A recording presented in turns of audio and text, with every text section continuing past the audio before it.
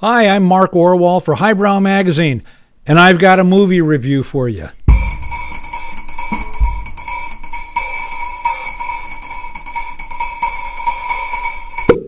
Here's the challenge. Make a funny romantic feature with a backdrop of failed suicide attempts, divorce, romantic breakups, outworn ambitions, DUI arrests, and the gritty side of a big city.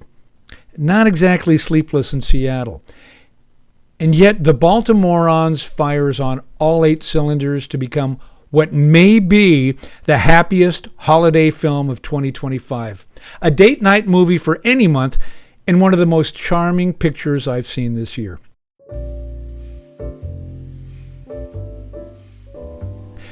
Christmas Eve has arrived. In bedraggled Baltimore, think graffitied fences, train overpasses, the sounds of the city, former comedian Cliff Cashin, played by Michael Strassner, newly sober and engaged to Brittany, played by Olivia Luccardi, accidentally knocks out a tooth, the back right 30 in dental parlance, and goes in search of a dentist still open on the holiday afternoon. Gruff, middle-aged Gen X dentist Dee Dee, played by Liz Larson, whose Christmas Eve plans have been ruined by her former husband, agrees to see him. Her daughter and grandchild won't be coming to her house for Christmas Eve dinner anyway, because they'll be attending the wedding reception of her ex, who had the gall to get remarried that very morning. It turns out that millennial Cliff, a big man but gentle-hearted, is deadly afraid of needles. So Dr. Dee Dee, in one of the film's most hilarious scenes, turns on the nitrous oxide. "A super pretty hero," Cliff says from deep inside Gaga land. "Super pretty woman hero." In his efforts to overcome his drinking, Cliff has joined AA and stopped performing stand-up, convinced that alcohol and comedy are intertwined. At one point, as they enter a comedy club, Cliff tells a famished Dee Dee they're not going to have soft shells at the improv show, probably just jelly beans and vodka, which sounds like it might have been his former daily diet. The comedian's frequent and often inept joke lines, even when inappropriate, can't be helped. They gurgle from his mouth like a poorly maintained elementary school water fountain. They spurt out when least expected.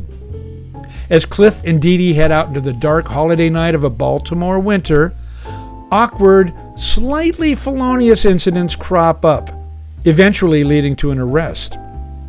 But as their relationship grows and a hint of romance fills the air, so too does beautiful Baltimore begin to shine, thanks to John Bragle, director of photography. That's especially true in the scenes shot in the hipster neighborhood of Hamden, in the brick-lined streets of Fells Point, and in the nighttime water shots of the city's famed Inner Harbor, with the lights of the skyscrapers flashing on the waters of the Patapsco River. The screenplay, written by director Jay Duplass and lead actor Michael Strassner, strikes an authentic note. Despite Cliff's comedic tendencies, his sometimes cringy attempts at humor are never over the top. The Christmas references are low-key and sometimes obscure. "Your family lives on 34th Street?" Cliff asks at one point. The language and situations are family-friendly, but I doubt that kids under 14 would appreciate this movie. Dee Dee and Cliff are emotionally appealing in distinct ways. She, buttoned up, terse, a workaholic trying to overcome her ex-husband's emotional abandonment. He, a failed comic, a loser at love, alcoholic, an unsuccessful suicide, hapless and often befuddled in a cuddly sort of way. They are two people at the end of a tender, fast-fraying psychological rope. In Cliff's case, literally. Together, they make an unlikely but ultimately lovable couple that you can't help but root for. Throughout the evening, their deeply held fears bubble to the surface. Dee Dee faces the prospect of growing old alone. Cliff, barely clinging to his newfound sobriety, comes to grips with the end of his comedy career and a bleak future in, of all things, mortgage loans. Maybe. When Cliff makes an unexpected return to the comedy stage, the romance between dentist and patient grows from a wispy possibility to something you can sink your teeth into. Something else you can bite on? The jazzy holiday soundtrack by Jordan Siegel. Clearly, Siegel has been visited by the ghost of Vince Guaraldi, who played the music in the Peanuts TV specials, including A Charlie Brown Christmas. It's an endearing sonic seasoning, perfectly in sync with the story.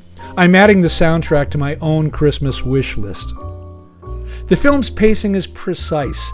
As easygoing as it is, not a moment is wasted in this 101-minute film. The writing seems as if Duplass and Strassner know these characters in real life. So authentic is the dialogue. And Cliff's frequent funny asides kept a smile on my face even when I wasn't laughing aloud. But Cliff and Dee Dee must make some serious decisions. Will Cliff return to his fiancée or start anew with the 40-something dentist that he met less than 8 hours earlier? Can he summon the courage in his newly sober life to return to the comedy that was once fueled by booze? Can Dee Dee reclaim happiness and satisfaction even though her husband dumped her? In the end, it doesn't matter whether we get those final answers. Life isn't that tidy. But by the end of the Baltimorons, we have a pretty good sense of where Cliff and Dee Dee are heading. Whether alone or together, they've grown more comfortable in their own skin, with a willingness, even an eagerness, to forge into the future. For Highbrow Magazine, I'm Mark Orwoll.